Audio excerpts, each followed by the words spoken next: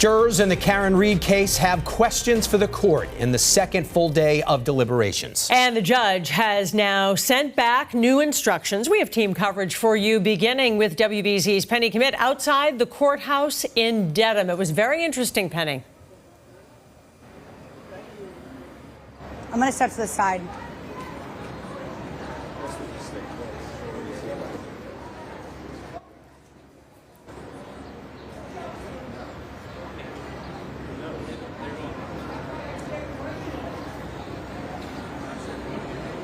David, Paula, good afternoon. Very interesting and still a pretty chaotic scene here outside of the courthouse. Several of Karen Read's supporters are here. Karen Read just exited the courthouse. She did not have any comment for reporters. It seems that the jurors have really only been considering Karen Read's lesser charges, operating under the influence. They asked 3 questions related to it. What is the time frame for the OUI charge? Offense 002, Section 5, OUI at 12:45 or OUI at 5 a.m. The second, are video clips of Karen's interviews evidence? How can we consider them? And the third, does convicting guilty on a subcharge, example offense 2 number 5, convict the overall charge? Okay. Thank you. Otherwise, it's...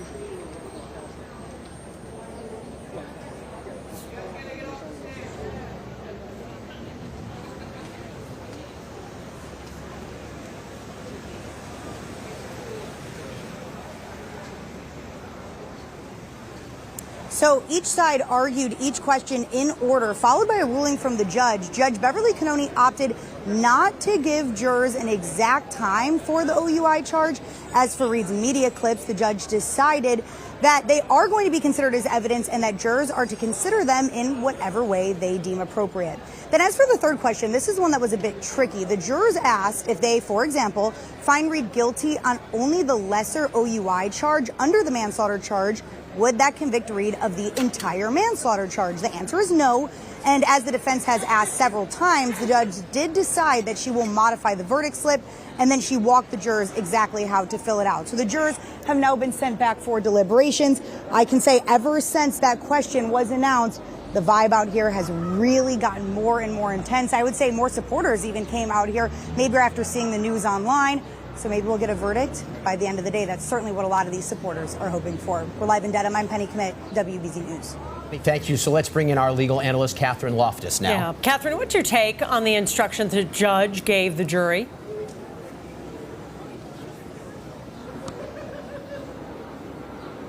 Because you can't, the judge is not allowed to explain any further about the evidence. Really what the job of the jury is to take the evidence as they've reviewed it. You know, they can't ask specific questions about how to interpret it. Specifically, the question number 1 about whether are we talking about 12:45 or are we talking about 5 a.m. You saw that the answer from the judge was, you have all of the evidence and you're the fact finder. You have to make that decision, essentially. I do think clarifying the verdict slip, there has been much discussion about whether it was confusing or not. And I do think, given the nature of the charges, the number of lesser includeds, the form itself was somewhat problematic, despite the fact that it is the standard form used in courts for this type of charge. But ultimately, I think the judge's instructions were clear. I expect the jury will take those instructions, go back, reevaluate based on what they heard from the judge. And, you know, there's a good chance we see a verdict this afternoon. I was going to ask you about that, Catherine. The first trial, as we try to sort of line the two up and see where things are similar and where things are different, the first question that the jury came back with in the first trial was around this time of their deliberations, but it was about the search for evidence. They wanted to see some further reports, which sort of let us know that they were deep in the weeds as to what the evidence was. This is the different type of question. This seems much further down the road than where they were last time. This is a much different type of question. As you stated, the only question that they asked in jury trial number 1 was, could they see the CERT report, which was not in evidence. But what that indicated to, all of us watching the case was that they were focused on what the physical evidence was and how to interpret that. Here, it doesn't even seem that we're getting to that space. They're at the very preliminary question of whether she is in fact intoxicated. And, they could be working their way up from the bottom, OUI through the lesser included and working from the bottom up. But I think it's probably more likely that they have worked their way down and are trying to decide whether they can find her guilty of that or not, and whether that, in fact, one of the questions was, if we convict her on the OUI, for example, does that mean she gets conviction on the manslaughter? So that they're asking these clarifying questions indicates to me that they are in a very different place than the trial jury was the first time around.